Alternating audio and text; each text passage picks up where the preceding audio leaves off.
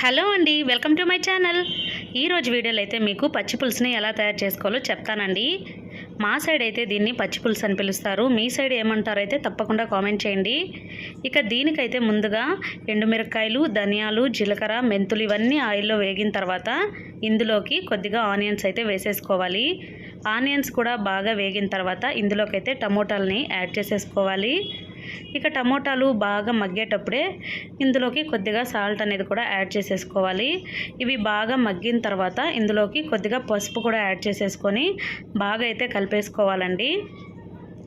So Tirupati side అయితే దీన్ని మిరపకాయ పులగూర అని పిలుస్తారు. సో చూసారు కదా, పసుపు ఇక్కడైతే నేను ఎటువంటి కారం యాడ్ చేయట్లేదు, ఆల్రెడీ ఎండుమిరకాయలు ఉన్నాయి కాబట్టి.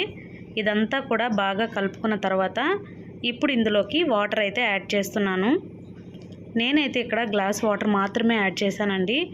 సో ఇది వాటర్లో కొద్దిసేపు బాయిల్ అవ్వాలి. బాగా బాయిల్ అయిన తర్వాత ఇలా పప్పు కర్రతో అయితే నీట్గా రుద్దేసుకోవాలండి. ఇది మిక్సీకి వేస్తే అస్సలు టేస్ట్ అనేది బాగుండదు. ఇలా పప్పు కర్రతో రుద్దుకుంటేనే ఆ టేస్ట్, ఆ ఫ్లేవర్ అయితే బాగా తెలుస్తుంది. సో చూసారు కదా, ఇలా పప్పు కర్రతో రుద్దుకుంటే మనకు పచ్చి పులుసు అనేది రెడీ అయిపోతుంది. వేడివేడి అన్నంలో తిన్నామంటే చాలా బాగుంటుంది. వీడియో నచ్చితే తప్పకుండా ఛానల్ని సబ్స్క్రైబ్